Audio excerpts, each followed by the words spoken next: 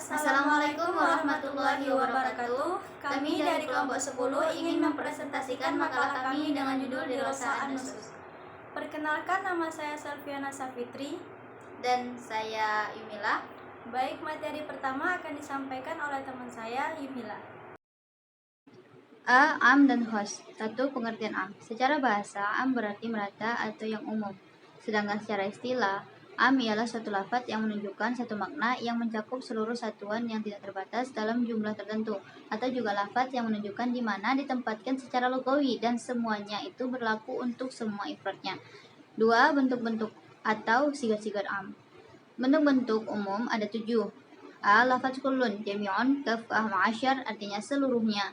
Masing-masing lafaz tersebut meliputi segala yang menjadi mudhof ilaih. B. Isim istifham ialah man siapa, apa, aina di mana, dan mata kapan. C. Isim isyarah seperti man barang siapa, ma apa saja, dan ayu yang mana saja. D. Isim istifham yang ma'rifat dengan alif lam al atau idofah. E. Jamak yang ditaarifkan tak ma'rifat dengan alif lam atau dengan idofah. F. Isim nakiroh yang terletak sesudah nafi. 3. Pembagian am. Am terbagi menjadi 2, yaitu A. Umum syumuli, yaitu semua lafaz yang dipergunakan dan dihukumkan serta berlaku bagi seluruh pribadi, seperti pada Quran surah An-Nisa ayat 1. Artinya, wahai manusia, bertakwalah kepada Tuhanmu yang telah menciptakan kamu dari diri yang satu, yaitu Adam.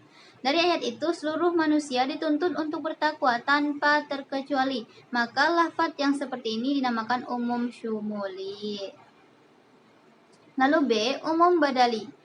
Bagi suatu lafaz yang dipergunakan dan dihukumkan serta berlaku seperti afrod, pribadi, seperti pada Quran surah Al-Baqarah ayat 183, artinya, wahai orang-orang yang beriman, diwajibkan atas kamu berpuasa sebagaimana diwajibkan atas orang sebelum kamu agar kamu bertakwa.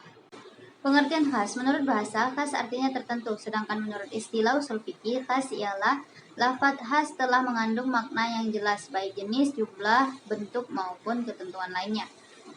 Adapun pengkhususan secara bahasa, lawan dari pengumuman. Dan secara istilah, taksis ialah mengeluarkan sebagian apa-apa yang termaksud dalam yang umum itu menurut ukuran ketika tidak terdapat mukhasis.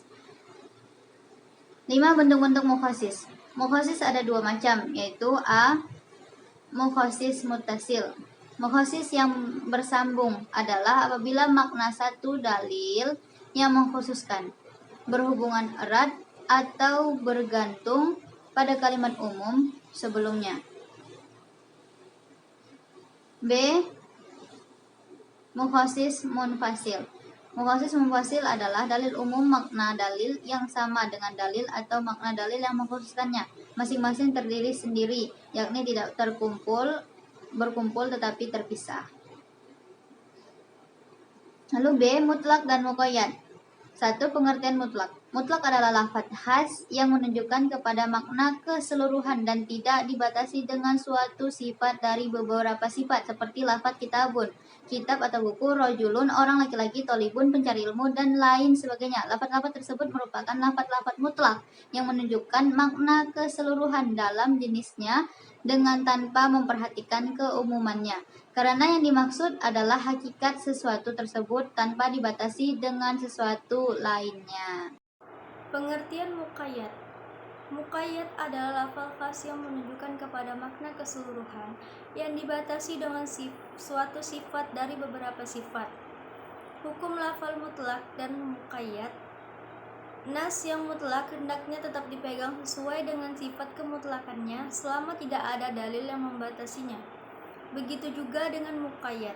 Lafal mutlak menjadi tidak terpakai jika ada lafal muqayyad yang menjelaskan sebab dan hukum tersebut. Selanjutnya, mantuk dan mafhum. Pengertian mantuk. Secara etimologi, mantuk berasal dari bahasa Arab yang artinya berbicara, berarti yang dibicarakan.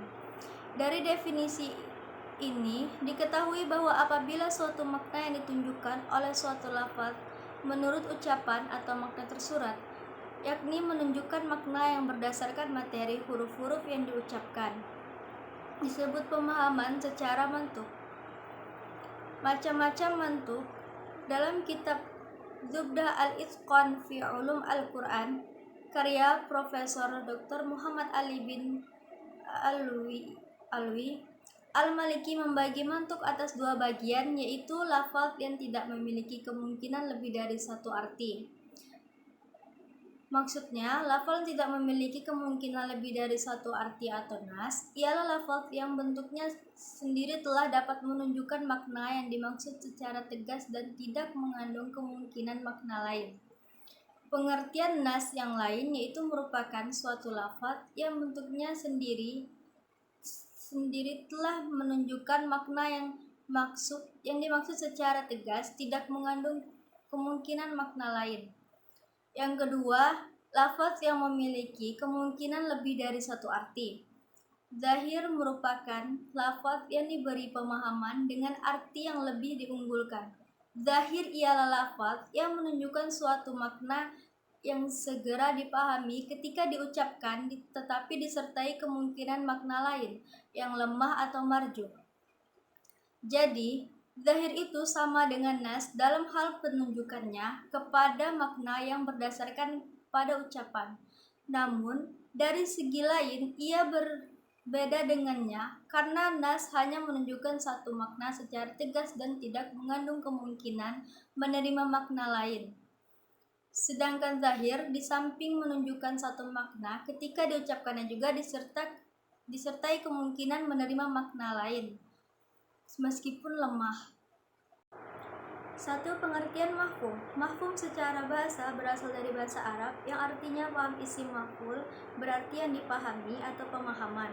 Pembagian mafhum juga terbagi menjadi dua bagian, yaitu mafhum muwafaqah dan mafhum mukhalafah. Pertama, mafhum muwafaqah, yaitu suatu petunjuk kalimat yang menunjukkan bahwa hukum yang tertulis pada kalimat itu berlaku pada masalah yang tidak tertulis. Karena ada persamaan dalam maknanya disebut mafhum muwafaqah, karena hukum yang tidak tertulis sesuai dengan hukum yang tertulis. Yang kedua, mafhum mukhalafah, merupakan pemahaman yang diberikan kepada lafaz mafhum itu tidak selaras dengan yang dimiliki oleh lafaz mantuk. Dengan kata lain, makna yang berbeda hukumnya dengan mantuk. Mafhum mukhalafah adalah pengertian yang dipahami berbeda dengan ucapan, baik dalam istinbat menetapkan maupun nafi meniadakan. Sekian materi dari kelompok kami, lebih dan kurangnya mohon maaf. Wassalamualaikum warahmatullahi wabarakatuh.